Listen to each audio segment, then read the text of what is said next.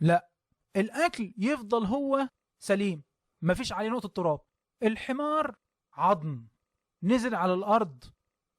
شايفين يا جماعة الكلمة اللي في آخر الآية، أن الله على كل شيء قدير، وإظهار تفاصيل القصة اللي بتظهر هذه القدرة علشان تبني في المسلم وفي المؤمن ليه هو بيبذل هذا الجهد الكبير جدا. شيء مبدع يا جماعة، نسق مهول. ولنجعلك آية للناس وانظر إلى العظام كيف ننشزها ثم نكسوها لحمة. ده أنا هعكس لك قوانين الكون. أنا مش بس هوقف لك قوانين الكون وأنا بحمي الأكل بتاعك وأمر إن هو لا يتسنى، ده أنا هعكس لك قوانين الكون، واللي مات واتحلل ولحمه راح وعظمه اتحلل هرجعه لك تاني قدام عينيك يقف كائن كامل. ايه يا جماعة اظهار العظمة دي، وايه اظهار القدرة دي. فيجي سيدنا عزير امام كل هذه العظمة يقول اعلم ان الله على كل شيء قدير. نتنقل للقصة اللي بعديها، قصة سيدنا ابراهيم. والهنا الجملة يا جماعة اللي احنا عايزينها، الرائعة جدا الرهيبة جدا في السياق يا جماعة، ولكن ليطمئن قلبي. هي دي اللي احنا بنتكلم عنها. هي دي في آخر قصة في إظهار عظمة ربنا سبحانه وتعالى في هذا السياق. هي الجملة دي، أنا عايز وأنا مؤمن يطمئن قلبي إني أنا على الطريق الصح، إني أنا ببذل وبجتهد وبضحي وبأنفق في خدمة الإله الحقيقي، الإله العظيم. شيء يا جماعة والله مبدع، شيء رهيب جدا ان تيجي الكلمة اللي هي الله عز وجل يريدها اصلا من كل النسق اللي فات ده كله عشان يطمئن قلبك. قال فخذ 4 من الطير والقصة كلها.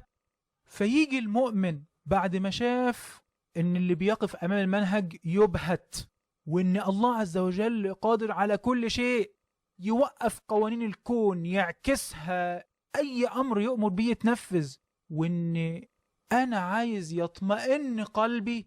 ففي الآخر خالص يجي الأمر بعديها تاني مباشرة، مثل الذين ينفقون أموالهم. إيه ده أنا في 261 أمر بالإنفاق. طب ارجع تاني كده ل 254 الآية اللي قبل آية الكرسي، أمر بالإنفاق برضو، يا أيها الذين آمنوا أنفقوا مما رزقناكم. وبعد كده إظهار عظمة ربنا سبحانه وتعالى اللي احنا شفناها في آية الكرسي والثلاث قصص. وبعد كده الإنفاق تاني. هو نفس النسق يا جماعة. الإبداع في ترابط الآيات، الإبداع في ترابط المعاني والقوة الرهيبة اللي احنا مش شايفينها عشان احنا مستعجلين، عشان احنا مشغولين، عشان احنا بنشتت بألف حاجة وحاجة عن القرآن الكريم. شايفين يا جماعة آية وقلنا النسق ان ربنا سبحانه وتعالى وكأنه بيقول لنا انتوا بتبذلوا في سبيل العظيم القادر صاحب القدرة والملك والعظمة الكاملة. وبعد كده أنفق بقى. عرفت القدرة، عرفت القوة، عرفت الملك، عرفت العظمة، أنفق في سبيل الله. وتبدأ بقى يا جماعة آيات طويلة جدا في الإنفاق. خلاص المؤمن سلم، المؤمن عرف، المؤمن تعلم من الماضي وتعلم الأمم السابقة، المؤمن شاف آية التفكر وشاف عظمة ربنا سبحانه وتعالى، المؤمن شاف قدرة ربنا سبحانه وتعالى. أنفق بقى وأفصل لك تفصيل رهيب في الإنفاق. بس هنا يا جماعة بقى نلاحظ حاجة غريبة جدا، إن أوامر الإنفاق اللي فاتت كانت ليها نسق معين، بس أوامر الإنفاق المرة دي ليها حاجة مميزة. حاجة لما أنت تستشعرها وتشوفها وتعرف إن الله عز وجل بيؤكد عليها كتير جدا في الآيات اللي جاية دي، تفهم إن الله عز وجل كل ما ترتقي معاه كل ما أنت يديك مستوى أعلى من العبادة، يديك مفهوم أعلى في التقرب من ربنا سبحانه وتعالى. شيء يا جماعة هنلاحظه مع بعض. إيه الحاجة المميزة دي؟ إن اللي أنت بتنفقه ده ليك أنت. الله عز وجل غني أصلا عن إنفاقك ده. فما تفتكرش إن أنت لما بتبذل للمنهج وبتضحي بوقتك وشغلك وحياتك وفلوسك إن دي أنت كده إيه بتمن على الله عز وجل. أنت عبد، أنت خاضع، أنت تنفذ الأوامر، وتنفيذ الأوامر ده لمصلحتك أنت، مش لفائدة لله عز وجل. الله عز وجل غني عنك وعن مالك، واعرف مقامك وأنت تقف أمام الله عز وجل. تعالوا نشوف يا جماعة إزاي الله عز وجل بيبين ده في الآيات بشكل مختلف عن الأوامر بالإنفاق السابقة اللي كانت في السورة. مثل الذين ينفقون أموالهم في سبيل الله كمثل حبة أنبتت 7 سنابل في كل سنبلة 100 حبة والله يضاعف لمن يشاء والله واسع عليم. أنت أنفق 700 ضعف من عندي، والله كمان أوسع من كل ده. عشان إيه؟ عشان خلاص أنت تقف بقى كده وتعرف أن أنت مش بتمن على الله عز وجل، ده الله واسع عليم، والله عز وجل هيأجرك أضعاف اللي أنت هتعمله. شايفين بقى إيه؟ بدأت تظهر ملامح لحاجة جديدة في الأوامر بالإنفاق. وشوفوا بقى التأكيد على نفس المعنى يا جماعة. الذين ينفقون أموالهم في سبيل الله ثم لا يتبعون ما أنفقوا منا ولا أذى لهم أجرهم عند ربهم. ما تفتكرش ان انت بتمن على حد لما تصرف. شايفين يا جماعة؟ شايفين بقى وضوح المعنى ده؟ شايفين الله عز وجل بيظهر هذا المعنى بشكل عامل ازاي وفي منتهى القوة. خلاص بقى انت عرفت عظمة ربنا سبحانه وتعالى وعرفت اللي انت بتنفق وبتبذل في سبيله، بس خلي بالك في مستوى اعلى في العبادة. اوعى تفتكر ان انت ليك قيمة وانت بتنفق. انت بتنفق عشان خاطرك انت، عشان مصلحتك انت. ثم لا يتبعون ما انفقوا منا ولا اذى لهم أجرهم. إيه أجرهم دي يا جماعة؟ طب لهم ثواب؟ لهم مكانة؟ لا، أجرهم. عشان تحس مع استخدام هذا اللفظ بالذات هذا اللفظ إن أنت عبد أجير بتنفق وتنتظر الأجر من السيد على هذا الإنفاق. شايفين يا جماعة الإبداع؟ شايفين يا جماعة العظمة في استخدام الألفاظ عشان توصل معاني معينة؟ هنا يستخدم كلمة أجر.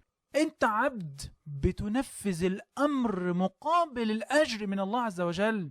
ويبين الله عز وجل تاني: قول معروف ومغفرة خير من صدقة يتبعها أذى والله غني. هنا نفس الكلام، الله غني عن فلوسك وعن ملك وعن انفاقك وعن جهادك وعن كل ده. أنت تقف وقوف العبد وتقدم زي ما قلنا في سورة الفاتحة كأنك على ركبك ورافع ايدك وباصص للأرض وبتقول له: يا رب بس اقبل مني هذا الأمر، اقبل مني هذه العبادة، هذا الإنفاق، هذه الأموال. ويؤكد الله عز وجل: يا أيها الذين آمنوا لا تبطلوا صدقاتكم بالمن والأذى كالذي ينفق ماله رئاء الناس ولا يؤمن بالله واليوم الآخر. ده انت لو بتمن كل اللي انت بتقدمه ده في لحظة أخليه رماد، أخليه بلا قيمة. أبطل كل اللي انت عملته لأنك بتعمله عشان تراءي الناس. انت لا تؤمن بالله أصلا. هي الفكرة الإيمان، الفكرة ان انت بتقدم هذه العبادة لإظهار إيمانك وعبوديتك لله عز وجل. ويبدأ الله عز وجل يضرب مجموعة للأمثلة لإظهار هذا المعنى، وان اللي بينفق أمواله من أجل الله عز وجل الله عز وجل بينمي صدقاته، وان اللي بينفق أمواله رئاء الناس ومرآه وإظهار لعظمته ومكانته الله عز وجل بيمحق هذه الصدقة وهذا المال وهذا الإنفاق اللي هو بيقدمه. وتيجي في الآخر: أيود أحدكم أن تكون له جنة من نخيل وعنب. عندك حاجات كتيرة جدا أنا ممكن أسحقها فأصابها إعصار فيه نار فاحترقت كذلك يبين الله لكم الآيات لعلكم تتفكرون. اعرف مقامك، اعرف حجمك، واعرف قيمتك كعبد أمام الله عز وجل. وشوفوا الآيات بعدين يا جماعة والتأكيد على نفس المعنى. اوعى تنفق حاجة وحشة عندك فلوس مقطعة فتقول ايه مفيش حد ياخدها انا طلعها صدقة. عندك مثلا خروف مثلا تعبان وحالته كده كرب يعني وحالته صعبة جدا فتقول ايه ايوه هو ده اللي هيذبحه. يا ايها الذين امنوا انفقوا من طيبات ما كسبتم ومما اخرجنا لكم من الارض ولا تيمموا الخبيث منه تنفقون. ما تختاروش الحاجة اللي وحشة اللي عندكم. انتوا بتقدموا لمين؟ الانفاق بتاعك ده ما هوش منك، ده إظهار للعبودية وإظهار للضعف أمام الله عز وجل الغني عنك وعن أموالك. والله عز وجل يبين: ولستم بآخذيه إلا أن تغمضوا فيه. ده أنتوا نفسكم لو حد ادالكوا حاجة زي كده مش هترضوا تاخدوها. واعلموا أن الله غني. تاني يا جماعة التأكيد على نفس المعنى اللي ظهر بعد إظهار عظمة ربنا سبحانه وتعالى، إن الله غني عنك وعن إنفاقك. ويبدأ الله عز وجل يبين ان الشيطان بيعدكم الفقر ويأمركم بالفحشاء والله يعدكم مغفرة منه وفضلا. انت بتصرف وتنفق وتحافظ على المنهج وتدافع عن المنهج وتحمل هم هذا المنهج عشان تطلب المغفرة، عشان تطلب الفضل من الله عز وجل. وتاني الله واسع عليم ويؤتي الحكمة. وكأن انت لما تعرف هذا المعنى وتعرف ان انت بتقف موقف العبد، فهي دي الحكمة. الحكمة ان انت تفهم عظمة ربنا سبحانه وتعالى وان انفاقك ده لرضاه سبحانه وتعالى. ويجي الله عز وجل وبوضوح بقى يا جماعة، خلاص انا بوضح هون، والله عز وجل كل شوية يديك معاني ومفاهيم في عبوديتك وفي تقديمك للانفاق والحفاظ على المنهج. فتيجي الآية بمنتهى الوضوح 272: وما تنفقوا من خير فلأنفسكم. شايفين يا جماعة النسق؟ شايفين يا جماعة ترتيب الآيات؟ شايفين لما احنا ننظر بتفحص وتمعن في الآيات عشان نشوف عظمة هذا الخالق، عظمة صاحب القرآن ومنزل هذا الكتاب؟ شايفين الآيات ماشية عاملة ازاي؟ وما تنفقوا من خير فلأنفسكم وما تنفقون إلا ابتغاء وجه الله وما تنفقوا من خير يوفى إليكم. يا سلام يا جماعة على استخدام يوفى إليكم. الراشدون.